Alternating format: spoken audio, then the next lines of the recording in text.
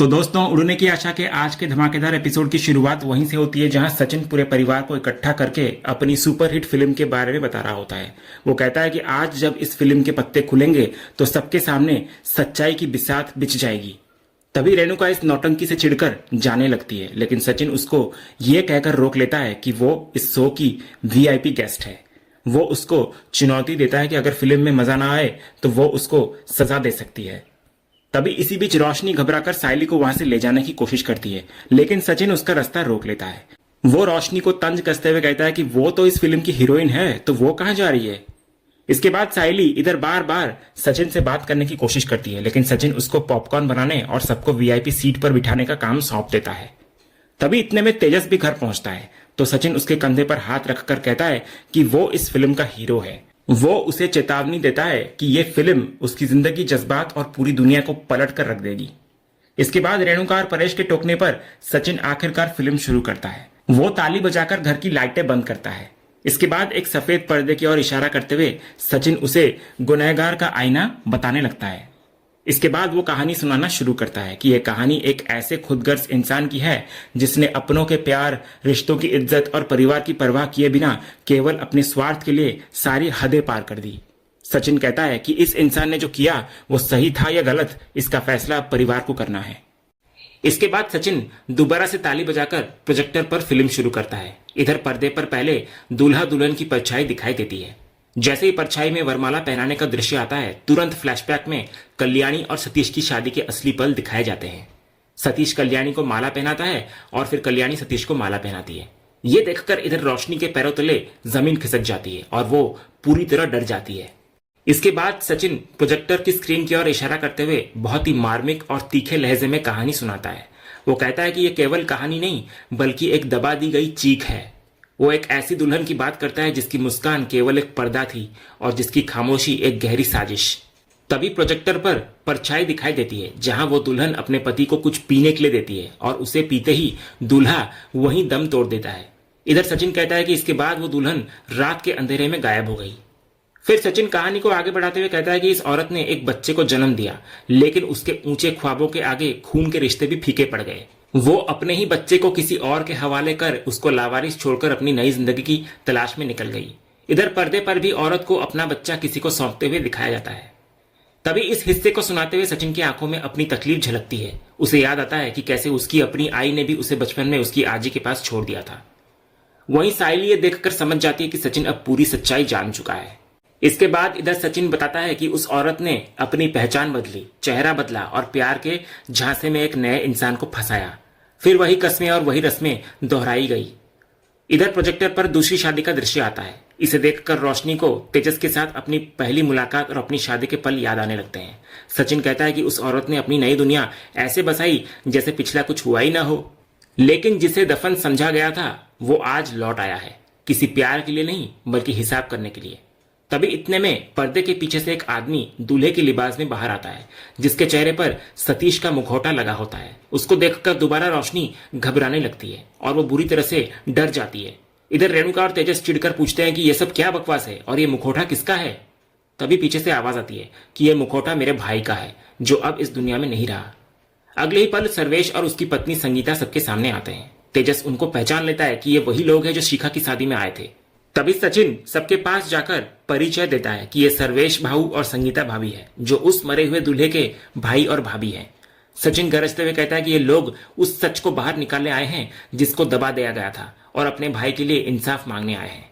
तभी रेणुका अभी भी ये सब कुछ मजाक समझ रही होती है और कहती है कि उसका सिर दर्द होने लगा है ये सब सुनकर। इसके बाद सचिन घर वालों और रेणुका सबको साफ कर देता है कि ये कोई मजाक नहीं बल्कि एक खून का मामला है। वो बताता है कि जो कहानी उस लड़की ने अब तक सबको सुनाई थी वो कोरा झूठ था।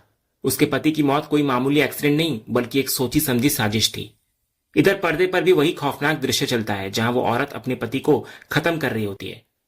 इसके बाद जब रेणुका इसको दूसरों का मामला कहकर पल्ला झाड़ने की कोशिश करती है और कहती है कि ये उनका मामला है तो वो जाकर पुलिस में कंप्लेंट करे, तो सचिन इस पर उसको चेतावनी देता है कि जब पूरा सच सामने आएगा तो वो खुद पुलिस को बुलाने भागेगी।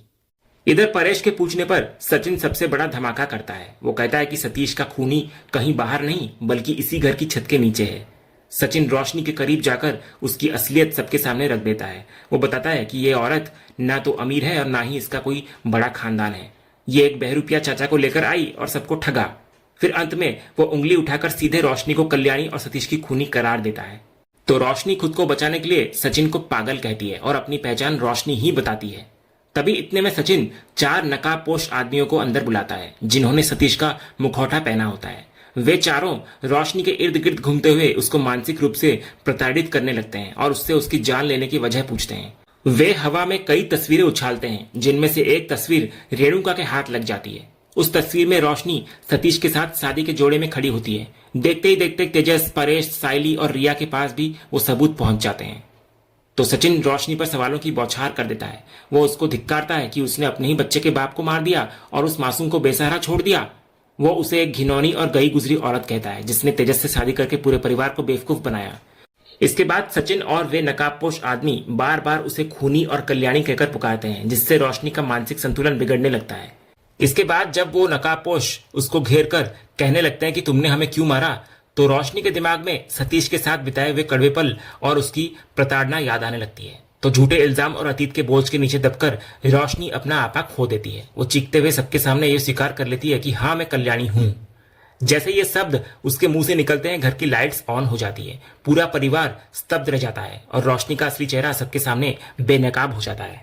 फिर सचिन के दबाव और खूनी होने के इल्जाम के बाद रोशनी आखिरकार टूट जाती है। वो सबके सामने दोबारा चिल्लाकर मान लेती है कि हाँ, मैं कल्याणी हूं और क्रिश मेरा ही बेटा है। लेकिन वो अपने ऊपर लगे खून के इल्जाम को गलत बताती है। वो रोते हुए कहती है कि उसने सतीश को नहीं मारा, बल्कि सतीश की मौत शराब के नशे में एक एक्सीडेंट की वजह से हुई थी। वो खुद को एक बुरी मां कहे जाने पर भी सफाई देती है और कहती है कि वो अपने बेटे क्रिस से बहुत प्यार करती है। इधर जैसे ही कल्याणी यानी कि रोशनी के मुंह से ये सच निकलता है, पूरे परिवार पर दुखों का पहाड़ टूट पड़ता है। परेश इस कड़वे सच को बर्दाश्त नहीं कर पाते और हताशा में वहीं चेयर पर बैठ जाते हैं। इधर रेणुका की भी हालत वैसी ही होती है। वो पूरी तरह से टूट चुकी होती है और हतप्रभ होकर चेयर पर बैठ जाती है। जिस बहू को उसने बहुत मान दिया था, उसका ये रूप उसे अंदर तक हिला देता है। इसके बाद रोशनी सर्वेश और संगीता दोनों की ओर मुड़ती है और उनसे सच बताने की भीख मांगती है। तो सर्वेश सबके सामने स्वीकार कर लेता है कि कल्याणी उसके बड़े भाई की पत्नी है।